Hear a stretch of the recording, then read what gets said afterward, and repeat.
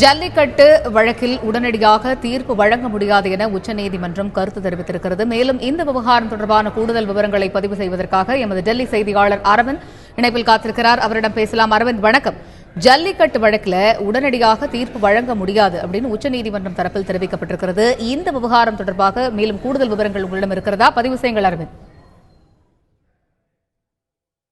முன்னதாக இன்று காலை தமிழகத்தை சேர்ந்த வழக்கறிஞர்கள் கோவிலன் மற்றும் வழக்கறிஞர் பிரபு ஆகியோர் உச்சநீதிமன்ற நீதிபதிகள் தீபக் மிஸ்ரா மற்றும் பானுமதி ஆகியோரது அமர்வு முன்பு ஒரு முறையீடாக ஒரு கோரிக்கையை முன்வைத்தனர். அதாவது தமிழகத்தில் பொங்கல் நிகழ்ச்சியானது நாளை முதல் தொடங்கி நடைபெற உள்ளது. இந்நிலையில் அதே பொங்கலுக்கு தொடர்பான ஜல்லிக்கட்டு தொடர்பான ஒரு வழக்கில் உச்சநீதிமன்றம் தீர்ப்பை ஒத்திவைத்திருக்கிறது. ஆனால் தற்போது வரை அந்த தீர்ப்பு வழங்கப்படவில்லை. இந்நிலையில் உச்சநீதிமன்றம் விரைவாக அந்த தீர்ப்பை வழங்க வேண்டும். அதாவது ஜல்லிக்கட்டுக்கு மத்திய அரசு கடந்த ஜனவரி 7ஆம் தேதி வெளியிட்ட அறிவிக்கைக்கு எதிராக விலங்குகள் நல வாரியம் தொடர்ந்த வழக்கில் அந்த வழக்கில் தீர்ப்பு தற்போது தேதி குறிப்பிடாமல் ஒத்திவைக்கப்பட்டுள்ளது.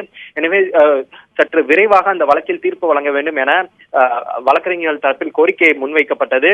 இந்நிலையில் இந்த கோரிக்கையை ஏற்க மறுத்த நீதிபதிகள் இட்ஸ் அன் அன்ஃபேர் ரிக்வெஸ்ட், அதாவது ஒரு நியாயமான ஒரு கோரிக்கை அல்ல என கூறி இந்த கோரிக்கையை ஏற்க மறுத்து விட்டார்கள். அதே போல வழக்கறிஞர்கள் தரப்பில் அப்படியானால் நாங்கள் ஒரு இடைக்கால மனுவை தாக்கல் செய்ய எங்களுக்கு அனுமதி அளிக்க வேண்டும். அதாவது ஜல்லிக்கட்டுக்கு இடைக்கால விலக்கு இந்த பொங்கலில் ஜல்லிக்கட்டு நடத்துவதற்கான ஒரு இடைக்கால விலக்கை வழங்கப்பட வேண்டும். எனவே அதற்கான ஒரு இடைக்கால மனுவை நாங்கள் தாக்கல் செய்ய எங்களுக்கு அனுமதி வேண்டும் என்ற கோரிக்கை முன்வைத்தனர். ஆனால் இந்த கோரிக்கையும் ஏற்க நீதிபதிகள் மறுத்துவிட்டனர். ஏனென்றால் அவர்கள் we are in the process of delivering the judgment, அதாவது தீர்ப்பை வழங்குவதற்கான நடைமுறையில் நாங்கள் தற்போது இருக்கிறோம். இந்நிலையில் தற்போது இது போன்ற எந்த ஒரு புதிய இடைக்கால மனுவையும் எங்களால் ஏற்க முடியாது என கூறி அந்த இடைக்கால மனுவை ஏற்கவும் அவர்கள் நிராகரித்து விட்டனர்.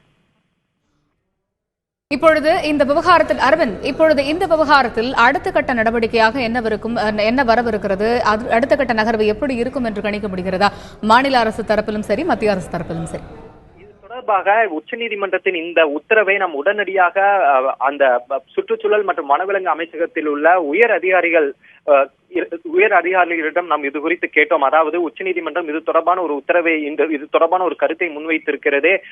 நீங்கள் தொடர்ந்து உச்சநீதிமன்றம் உத்தரவு பொங்கலுக்கு முன்பாக வரும், அதனை தொடர்ந்து மத்திய அரசு அதற்கேற்றவாறு நாங்கள் அடுத்த கட்ட நடவடிக்கை எடுக்க இருக்கிறோம் என்று தொடர்ந்து கூறி வந்தீர்கள். ஆனால் தற்போதைய நிலையில் இன்று காலை உச்சநீதிமன்றம் மிகவும் தெளிவாக கூறிவிட்டது.